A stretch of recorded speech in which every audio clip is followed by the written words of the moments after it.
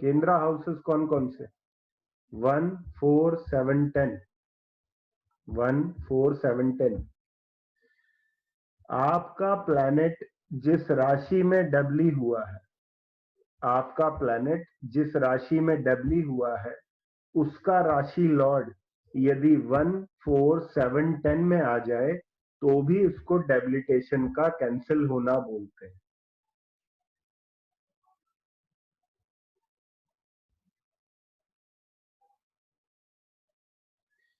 But सबसे अच्छा debilitation का कैंसिल होना दो ही तरीके से माना जाता है, मतलब मैं उसको सबसे बेस्ट मानता हूं कि या तो आपको डेबली करने वाला प्लैनेट आपको देख ले, आपके साथ बैठ जाए, वो एक पॉइंट है बहुत स्ट्रॉन्ग डेबिलिटेशन के कैंसिल होने का। And the second important point is कि दो डेबली प्लैनेट एक दूसरे को दृष्ट कर तो भी डेबिलिटेशन कैंसिल हो।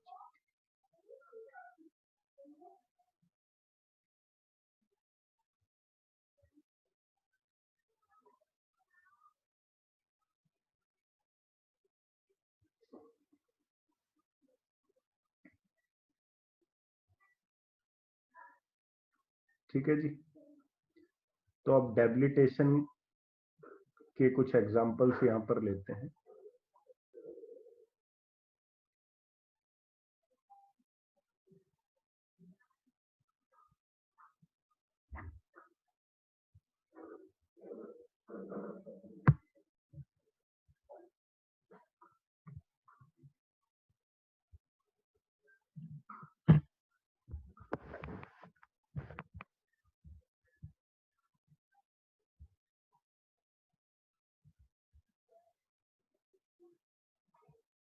अच्छा ओके ओके, अभी 3 ही बोले हैं, फोर्थ नहीं है। ठीक है ठीक है, मैं गिनती भूल गया भाई, सॉरी।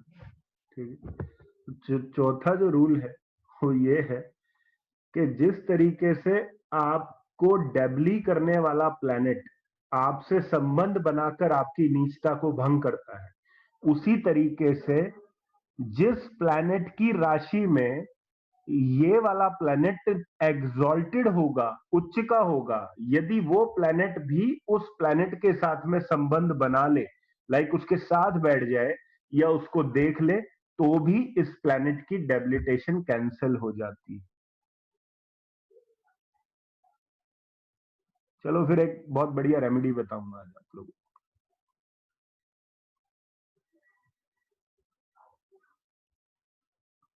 नहीं समझा, सर के ऊपर से निकल गया। ओके, थोड़ा फास्ट है, ठीक है, कोई बात नहीं। मैं सारे स्टेप्स जो है आप लोगों को बताऊंगा, क्योंकि ईश्वरीय कृपा से मेरी कुंडली में ये चारों ही रूल्स जो हैं वो अप्लाई होते हैं, तो हमें बार बार कुंडली बदलनी नहीं पड़ेगी, हम एक ही कुंडली को घुमा घुमा के देखते रहेंगे।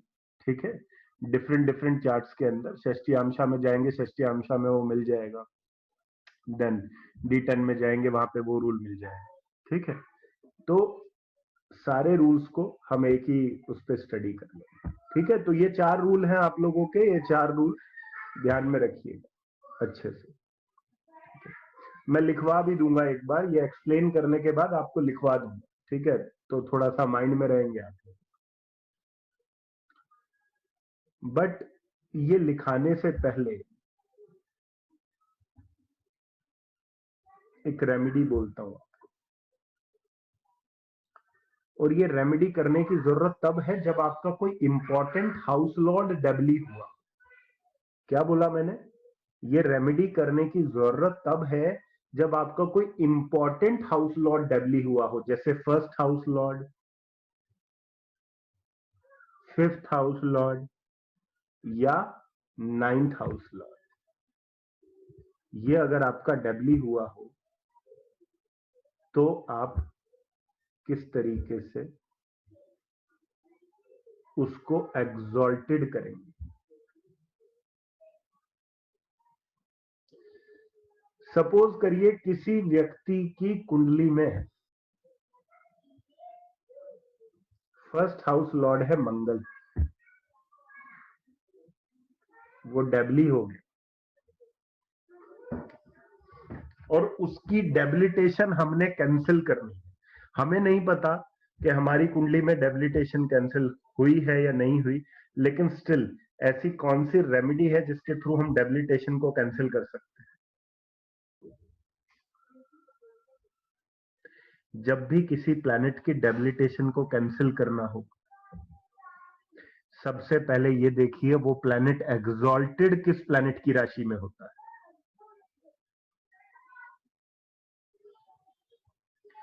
मेष लगन है, मेष लगन में जुपिटर डब्ली हो गया। जुपिटर कौन सा लॉर्ड हो गया? 9th लॉर्ड हो गया। भाग्य के लॉर्ड का डब्ली होना खराब है, खराब है ना भाई। कोई भी नहीं चाहेगा उसका भाग्य जो है वो, उसका लेवल जो है वो लो हो, वो हमेशा चाहेगा उच्च का लेवल हो उसका, वो खराब है। अब इस प्लैनेट को आपने एग्जॉल्टेड बनाना है, तो इस प्लैनेट को एग्जॉल्टेड ये खुद नहीं बना पाएगा, कोई और दूसरा प्लैनेट आएगा इसको एग्जॉल्टेड करने के लिए। उसको हम क्या करेंगे? उसके लिए हम वो राशि को देखेंगे जिस राशि के अंदर जुपिटर एग्जॉल्टेड होता है। कौन सी, किसकी राशि में है वो एग्जॉल्टेड? कैंसर राशि में। कैंसर राशि किसकी है? मून की है। You need to strengthen your moon for cancelling the debilitation of Jupiter. It means कि आपको चंद्रमा को स्ट्रेंथन करना है, चाहे चंद्रमा के मंत्रों के द्वारा कीजिए, चाहे चंद्रमा के रत्न के द्वारा कीजिए। समझ गए?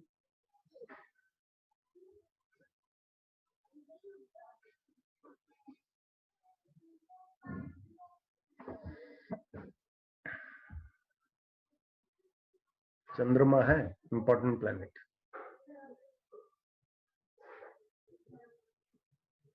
ठीक है, अब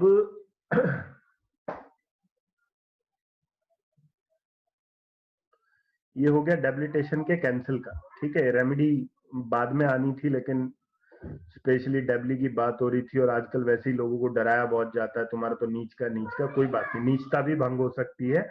अगर प्लैनेट, अगर कुंडली में भी नीचता है और उसको आपने भंग करना है तो इस रेमेडी के थ्रू आप उसको भंग कर सकते हैं। अगर मंगल किसी का लगन लॉर्ड है, नीच का है, 4th राशि में, एग्जॉल्टेड कहां होता है मंगल? शनि की राशि में होता है, कैप्रिकॉन में होता है। प्लैनेट कौन है उसका? सैटर्न है। अपने सैटर्न को स्ट्रेंथन कीजिए। चंद्रमा नीच का है, अपने वीनस को स्ट्रेंथन कीजिए।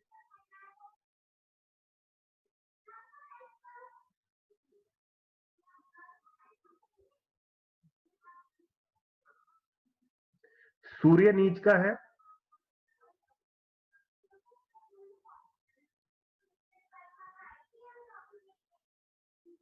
किसको स्ट्रेंथन करोगे? मंगल को करोगे। शुक्र नीच का है, बृहस्पति को एक्सॉल्टेड करना पड़ेगा, जुपिटर को करना पड़ेगा। ध्यान रखना है चीज।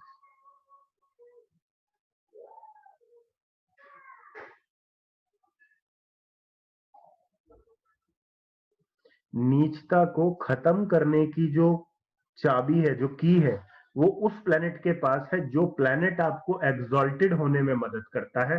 सारा सूत्र ये है। ठीक है, चलिए अब एग्जांपल लेते हैं सीधा।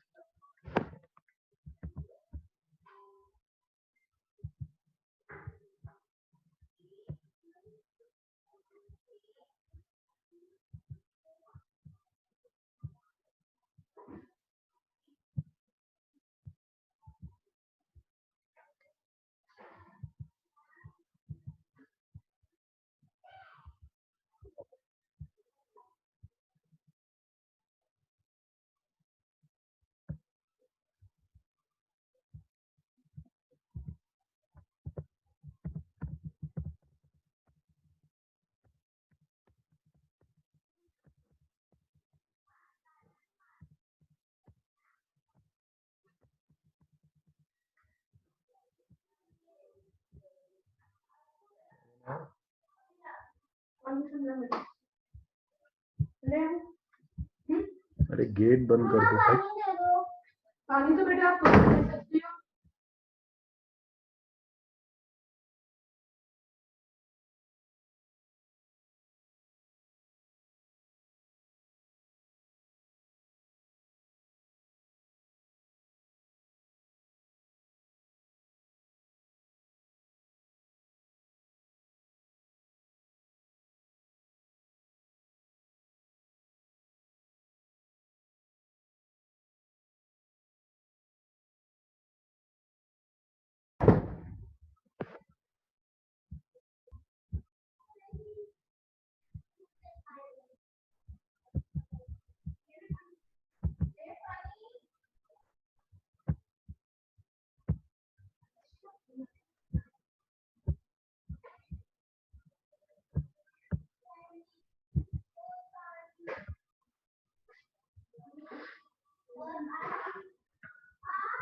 पहला रूल देखिए, पहला रूल क्या था?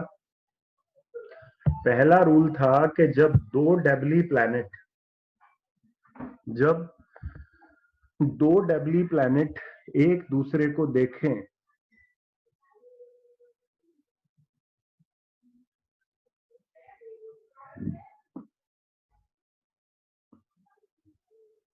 तो बढ़िया है। 6th हाउस लॉर्ड अगर नीच है then good, Mangal in 9th house debilitated, so we don't need to exalted. क्यों करेंगे? सिक्स लॉर्ड अगर डेबली है तो क्यों करें? ठीक। तो यहां पर आपकी डेबिलिटेशन आपको कैंसिल होती दिखेगी सन और सैटर्न के बीच में। देखिए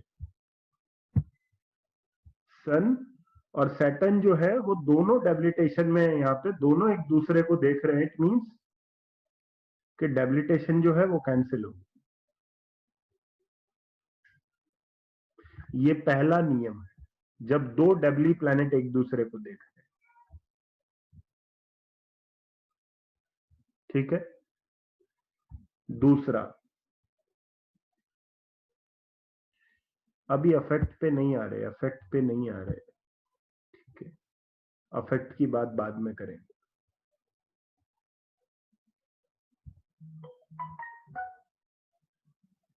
मैं बताऊंगा आप लोगों को।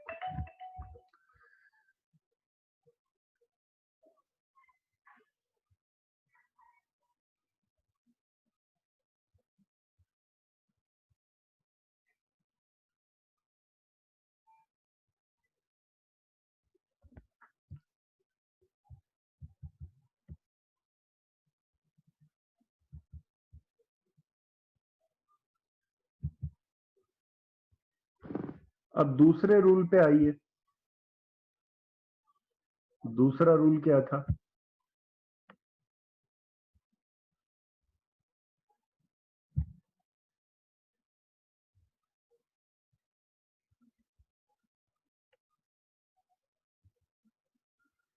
दूसरा रूल ये था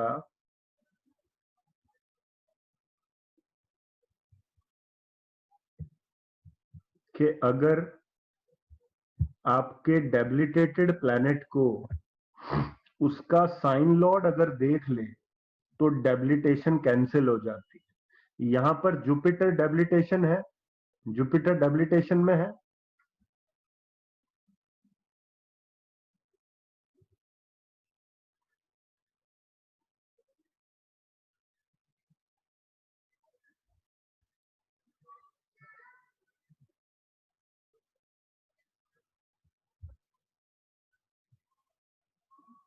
ठीक है, अब जब जुपिटर डेबिलिटेशन में है तो सैटर्न उसको देख रहा है, शनि उसको देख रहा है।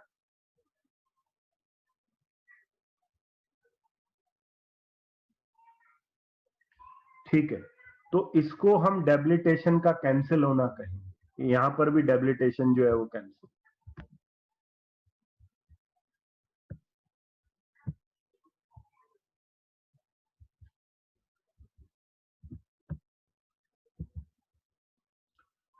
अब फिर आ जाइए इस पे।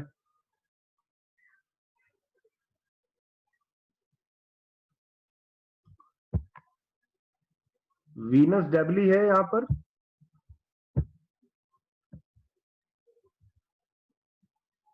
वीनस इसके अंदर डबली हो गया।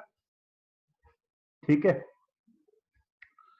अब वीनस का डबली होना, वीनस का डबली होना यहां पर आप लोगों को कौन सी राशि में वीनस डबली है? मरकरी की राशि में।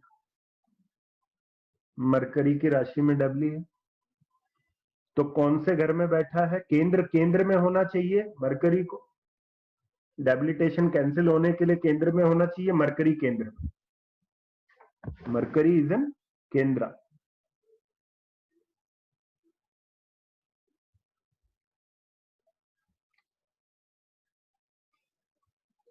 तो बढ़िया है, केंद्र में होना अच्छा है।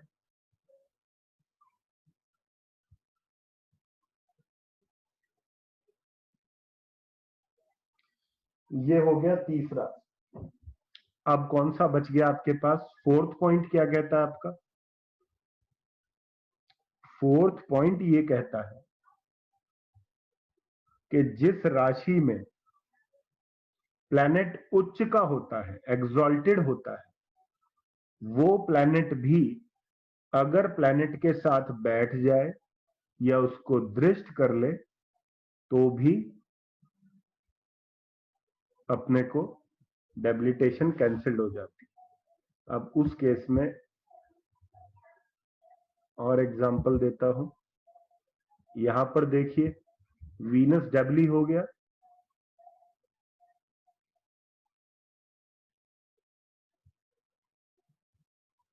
वीनस डबली है यहां पर।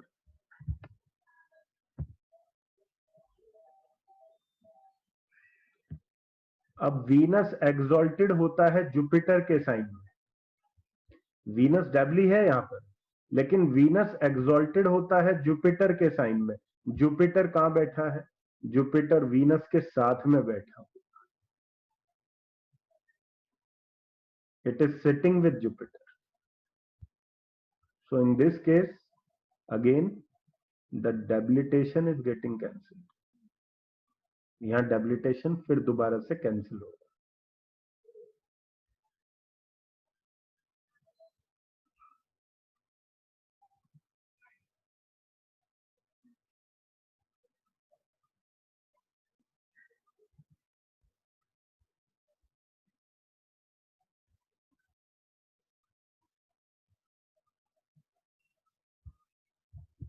तो अभी मैं लिखवा देता हूँ ये चारों रूल आप लोगों को और फिर बताता हूँ कि debilitation कैंसिलेशन में क्या करती है।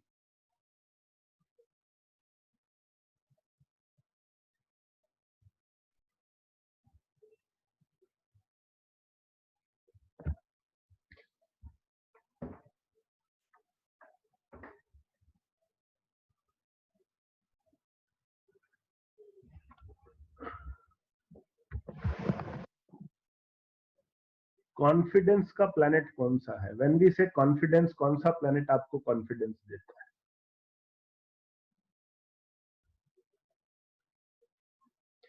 व्हेन वी से विजडम, विजडम आपको कौन देता है? व्हेन वी से इंटेलिजेंस, कौन देता है? ठीक है, कॉन्फिडेंस दिया सूर्य ने, इंटेलिजेंस दी मरकरी ने, और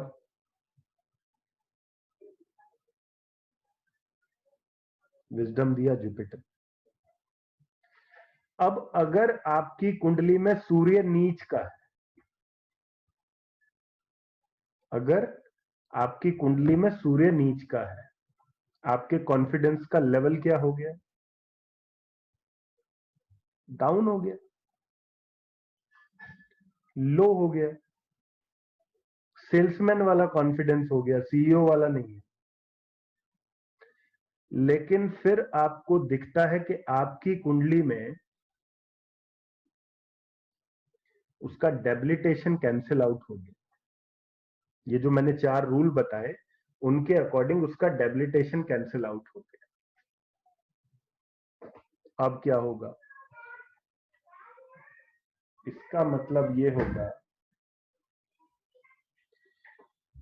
कि आपका जो इनिशियल फेज रहेगा लाइफ का, इनिशियल फेज आप मान के चलिए जो आपका एक तरीके की टीनेज जो होती है, तरीके से कह सकते हैं, तो टीनेज में जो आपका कॉन्फिडेंस है ना वो हिला हुआ होगा, आप बहुत कॉन्फिडेंट फील नहीं कर पाएंगे। बट जैसे जैसे आप अपनी एज में, लाइफ में लेटर ऑन प्रोसीड करते हैं, वैसे वैसे आपका कॉन्फिडेंस जो है वो बिल्डअप होना शुरू हो जाता है और एक टाइम पर जाकर वो उस लेवल पर आ जाएगा जहां पर एग्जॉल्टेड सूर्य भी आपको कॉन्फिडेंस नहीं दे सकता।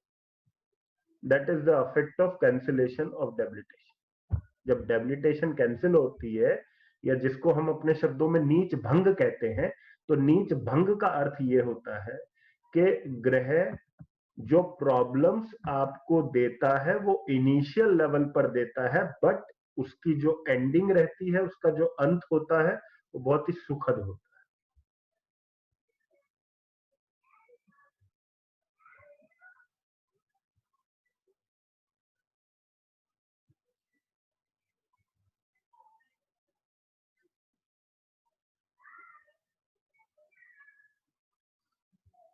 तो आप मान के चलिए कि जो भी डेबली प्लैनेट होगा वो 25 से 30 साल के बाद लगभग 25 से 30 साल के बाद आपको वो अपना बढ़िया रिजल्ट देना स्टार्ट कर दे।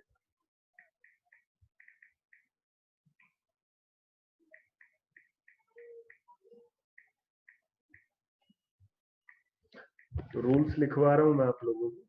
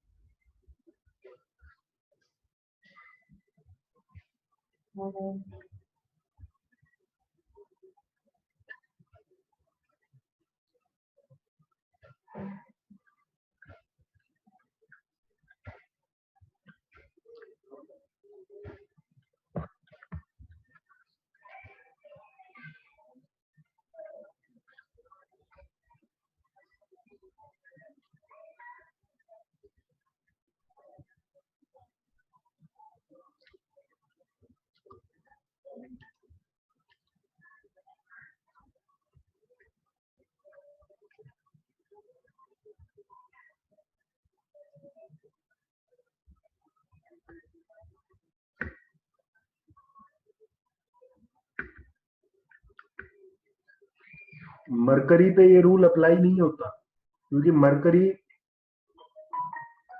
अपनी ही राशि में एग्जॉल्टेड होता है।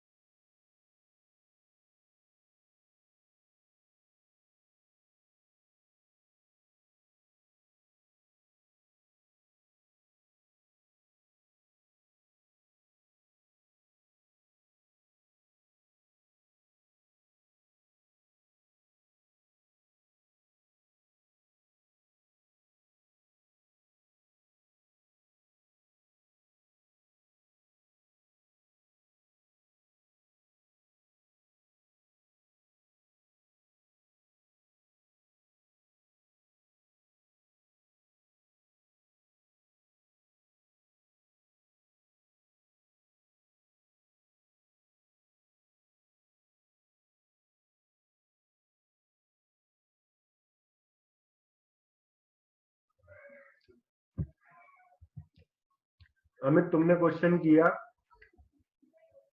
कि सैटर्न अगर डेबली है तो क्या करेगा।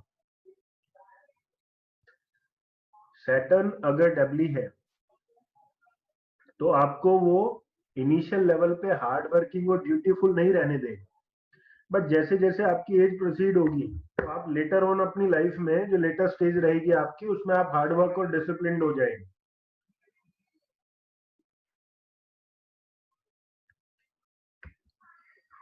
इसी तरीके से बाकी प्लैनेट्स को भी ले सकते हैं।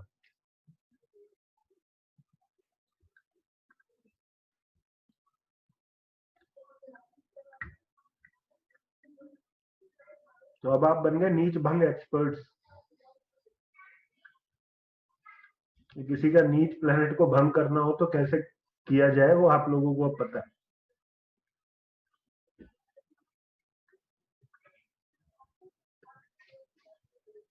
बेस्ट तरीका वही है नीच भंग का, कि जो भी प्लैनेट आपको नीच दिखाई दे रहा है वो जिस भी ग्रह की राशि में उच्च के रिजल्ट देता है, आप उस प्लैनेट को स्ट्रेंथन करेंगे तो इस प्लैनेट की नीचता भंग हो जाएगी। लेकिन जब आप ये प्रोसेस में इन्वॉल्व हो रहे हैं तो ध्यान रखिएगा कि उस टाइम पर वो प्लैनेट दशा में एक्टिव होके किसी हाउस को तो खराब नहीं कर रहा। फॉर एग्जाम्पल, कोई तुला लगन का व्यक्ति है, उसका मरकरी 6th हाउस में है। तुला लगन के व्यक्ति की कुंडली में मरकरी का 6th हाउस में होना किसको प्रॉब्लम देता है? मरकरी को देता है या 6th हाउस को देता है?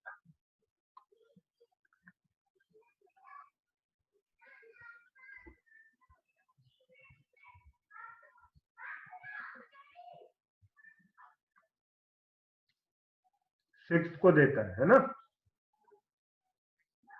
अब ऐसे में आपको पता है कि मरकरी दशा में एक्टिव है, छठे घर को दिक्कत दे रहा है, और उसी टाइम पे आप लग गए उसको एग्जॉल्टेड करने में, नौकरी खा जाएगा। या आपकी कहीं से पेमेंट आनी होगी तो पेमेंट नहीं आएगी, कंपटीशन में है तो वो क्लियर नहीं कर पाएंगे।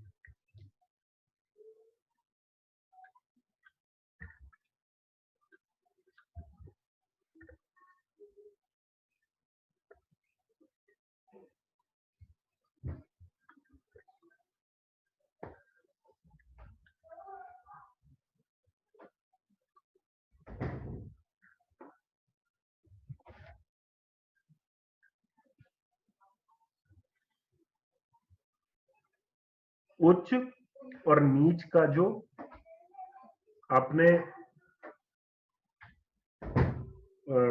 लाइक अगर उच्च और नीच का आपने विचार करना है या इसके इफेक्ट्स के बारे में सोचना है, तो पहले आप इसको स्टैटिक लेवल पर भी देख लीजिए। और जब आप दशा लेवल की बात करेंगे तो दशा में मैं फिर बोलता हूं कि आपका प्लेनेट उच्च है तो भी फर्क नहीं पड़ता, नीच है तो भी फर्क नहीं पड़ता। बट अगर वो किसी योग में है, अगर वो कोई योग निर्माण कर रहा है, जैसे कि अगर कोई नीच का प्लेनेट है, सपोज कीजिए वो 3rd हाउस में बैठ गया, 6th में बैठ गया या 8th में बैठ गया, तो वो क्या बन गया? वो योग गिवर बन गया। अब वो क्या करेगा? वो अपनी दशा में योग, वो राजयोग।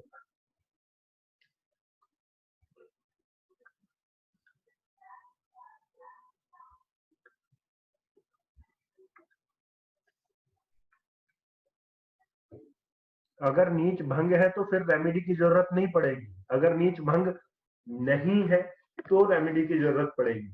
मैं एग्जांपल देता हूं और आपके सामने कुंडली में लगाऊंगा, आप लोगों को चारों प्रिंसिपल्स को टेस्ट करना है कुंडली में और बताना है कि ये प्लेनेट की नीचता भंग हुई कि नहीं।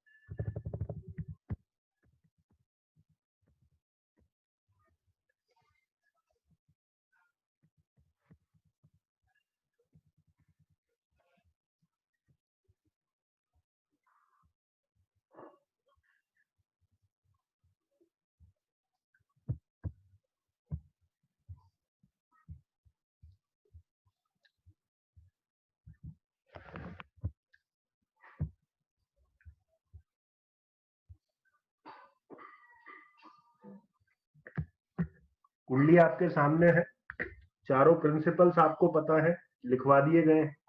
अब उनको लगाइए और बताइए मेरे को।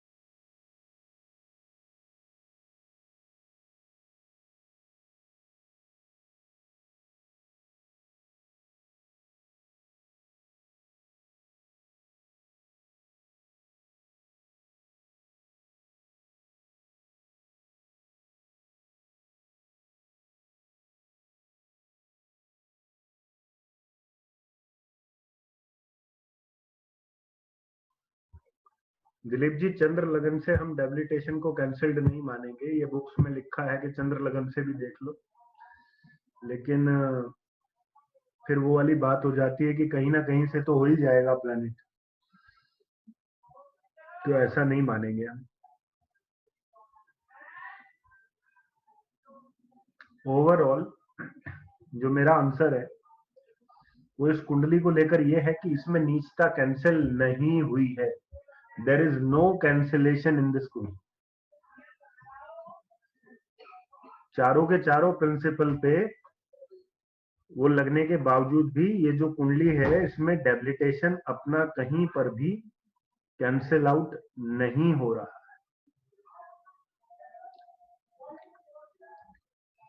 ठीक है जी, तो डेबिलिटेशन तो अब कैंसिल नहीं। अब बताइए कैसे इसके डेबिलिटेशन को कैंसिल किया जाएगा।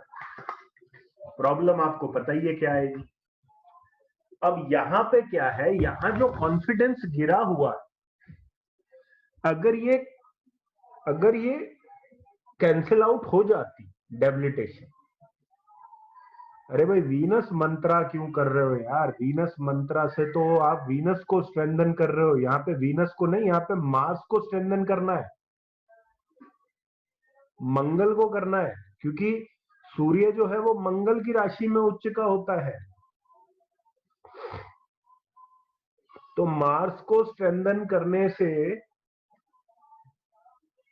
सूर्य का डेबिलिटेशन कैंसिल होना शुरू हो जाए, तो व्यक्ति को बोल सकते हैं मंगल के मंत्र करे, मंगल का फास्ट करे, या फिर मूंगा धारण करने के लिए भी बोल सकते हैं, अगर इशू किस चीज का है, कॉन्फिडेंस का है तो।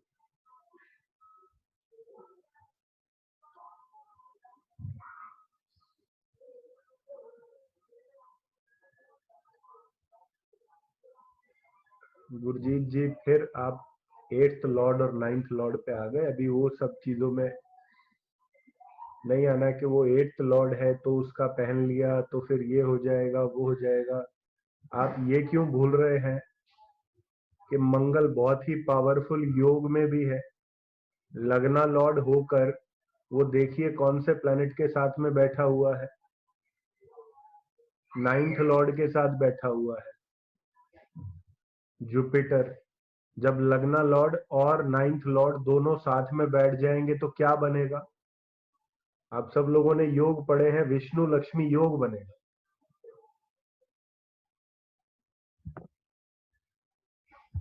ठीक है।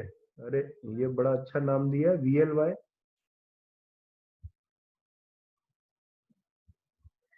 ठीक है, यही यूज करेंगे अब से, VLY। शब्द जो है वो खर्च होने से बच जाएंगे जा।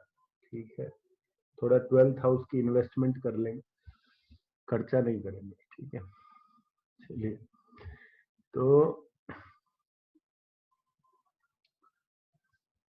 एक्सोल्टेशन और डेबिलिटेशन इसी तरीके से काम करता है। इसके अलावा मैं आपको दो चीजें और बता रहा हूं, क्योंकि कल जो हम लोग पढ़ेंगे वो दो चीजों के बारे में हम पढ़ने वाले हैं। सबसे इंटरेस्टिंग टॉपिक कल का है राहु और केतु की दशा और अंतरदशा, द मोस्ट इंपॉर्टेंट टॉपिक। क्योंकि ये दो प्लैनेट ऐसे हैं जिनके केस में 90% लोग गलत प्रिडिक्शन देते हैं। 90% बता रहा हूं मैं। ये रेशो ज्यादा हो सकता है, मतलब 90 से भी ज्यादा का हो सकता है, ऐसा नहीं है कि 90 से कम नहीं होगी। दूसरा,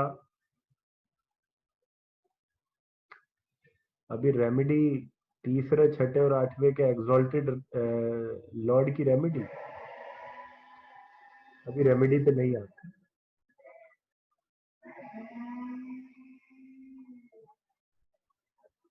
ठीक है, अभी रेमेडी पे नहीं आते, रेमेडी की बात करेंगे। पहले चीजों को समझ लें। रेमेडी, अगर आप कहोगे रेमेडी की मैं एक दिन क्लास लेके बीच में आपको सिर्फ रेमेडी पकड़ा दूंगा सारी, फिर, लेकिन रेमेडी देनी कौन सी है, किस समय देनी है, वो ज्यादा इंपॉर्टेंट है। डायग्नोसिस नहीं होगा तो रेमेडी काम नहीं करेगी, ध्यान रखिएगा। अब देखें, अभी तक आपने क्या पढ़ा? अभी तक आपने एक्सॉल्टेशन और डेबिलिटेशन को पढ़ा। अगर प्लैनेट की स्ट्रेंथ पढ़नी हो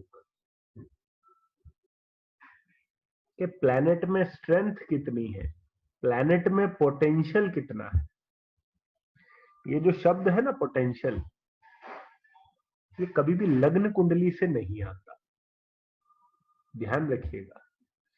प्लैनेट का सही पोटेंशियल लगन कुंडली से नहीं आता, प्लैनेट का सही पोटेंशियल आता है नवांश कुंडली, जिसको आप D9 चार्ट।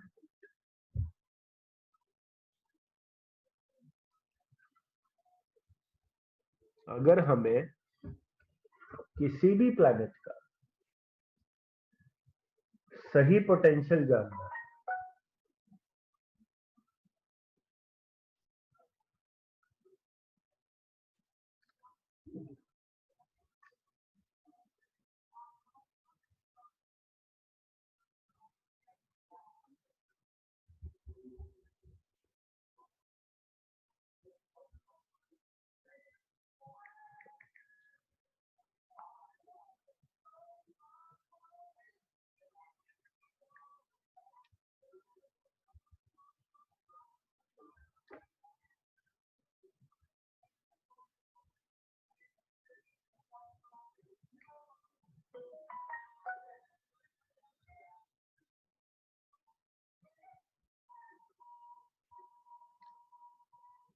नवांश कुंडली जो है वो आपके प्लैनेट का सही पोटेंशियल बताती है।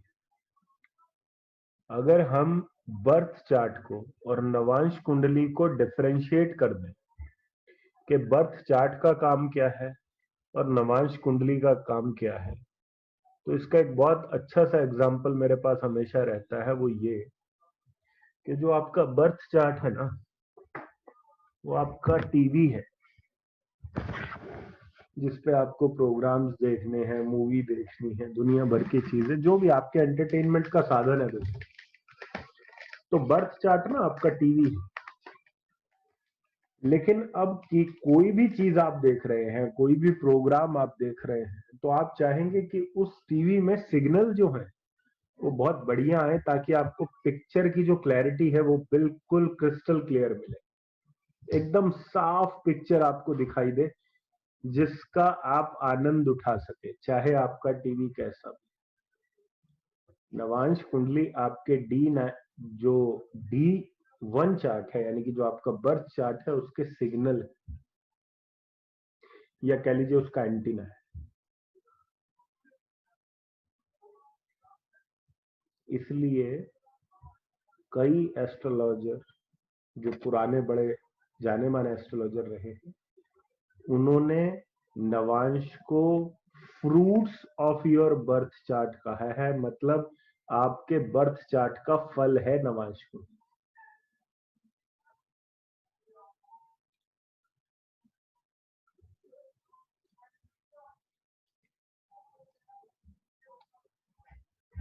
अगर कोई पूछे कि नवांश कुंडली से आप क्या प्रिडिक्ट कर सकते हो, तो आंसर ये है कि नवांश कुंडली से आप सब कुछ प्रिडिक्ट कर सकते हो,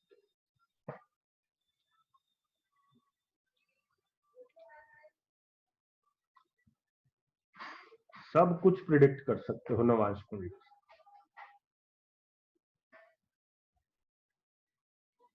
जो प्रिडिक्शन आप D1 चार्ट से देते हैं, वही प्रिडिक्शन आप D9 चार्ट से देते हैं।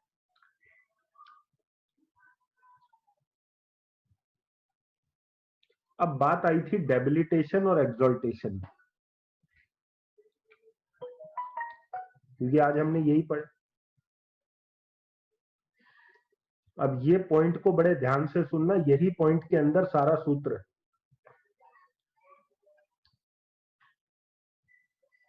एक प्लैनेट आपका बर्थ चार्ट में डेबली है,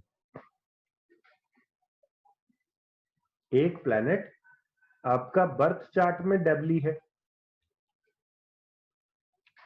नवांश में एक्सॉल्टेड हो गए,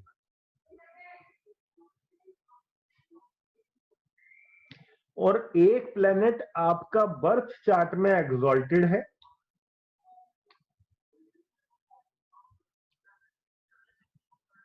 और नवांश में डेबली हो गया।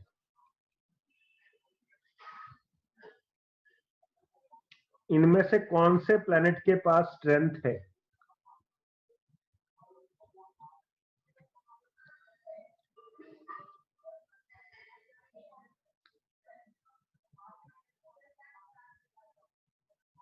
कौन से प्लैनेट के पास स्ट्रेंथ है?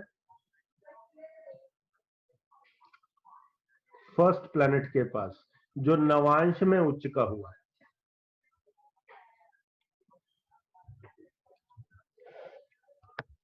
एग्जाम्पल लेते हैं।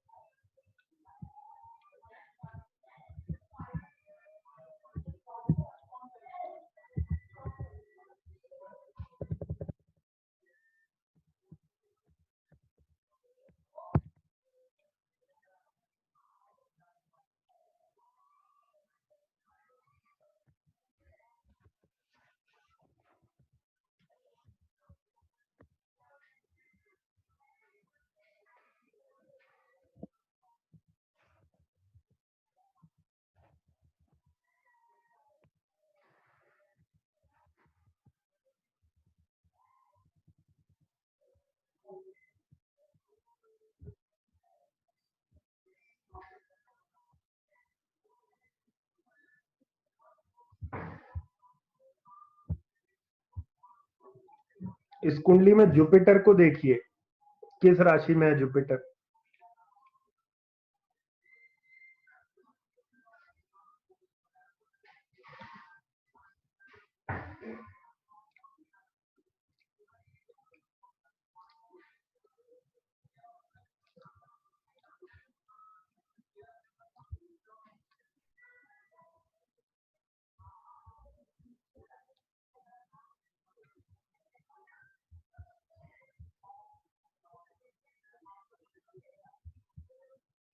इस कुंडली में जुपिटर जो है वो एनिमी राशि में है।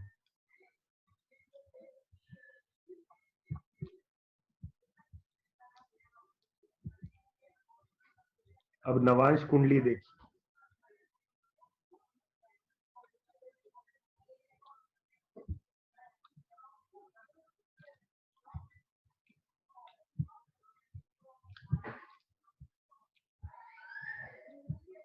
नवांश कुंडली के हिसाब से जुपिटर एग्जॉल्टेड हो गया,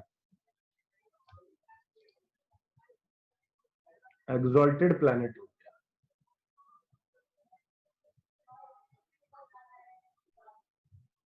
तो बढ़िया हो गया, अच्छा प्लैनेट है।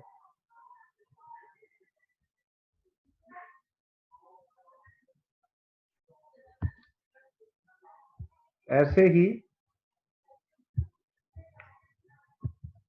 वीनस को देखिए, वीनस कैसा है, लगन कुंडली में वीनस कैसा है, बहुत बढ़िया है।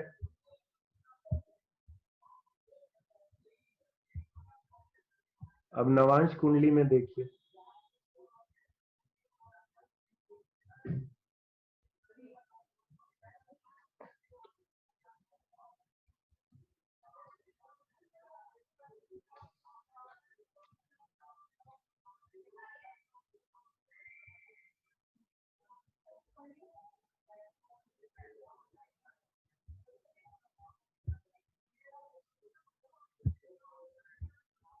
नवांश कुंडली में डबली हो गया।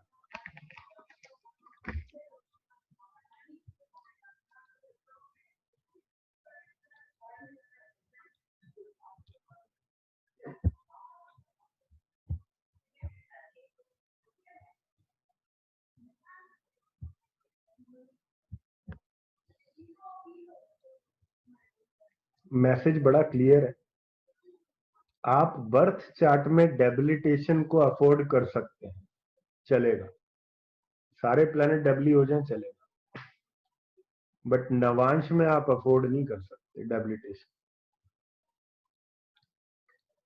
क्योंकि नवांश में अगर प्लैनेट आपका डबली हो गया तो उसका पोटेंशियल खत्म हो जाए।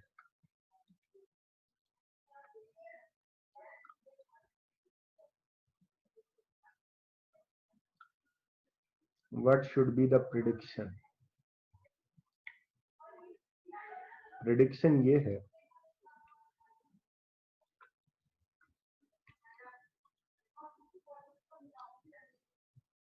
कि अगर कोई प्लैनेट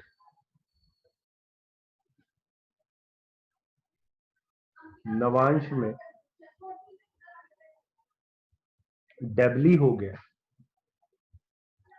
तो वो बर्थ चार्ट में आपको बहुत अच्छा दिख रहा है कि ये तो मेरे को बहुत पैसे देगा, बहुत गेन्स देगा, बहुत ये देगा वो देगा, दुनिया भर की चीजें दिख रही।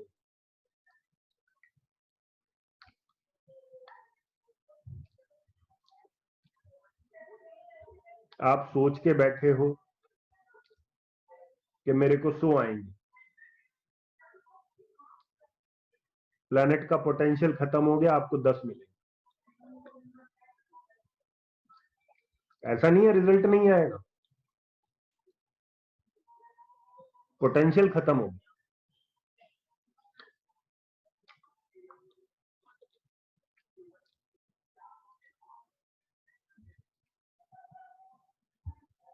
तो नवांश कुंडली जो है ये आपके पोटेंशियल को बताने का काम करती है।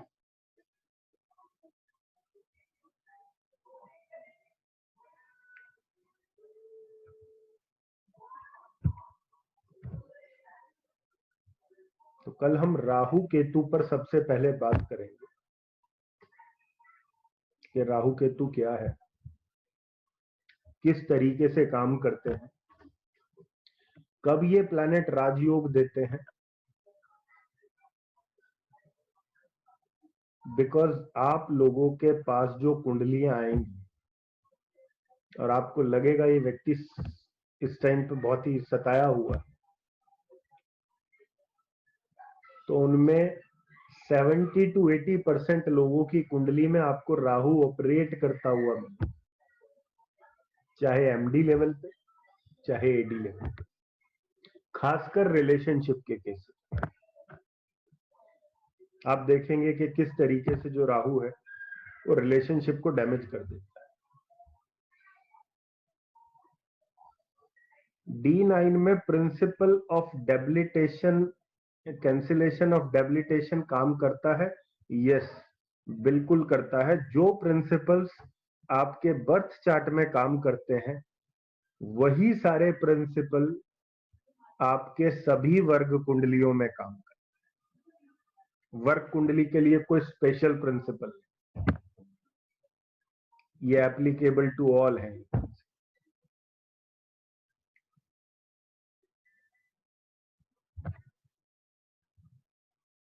ठीक है,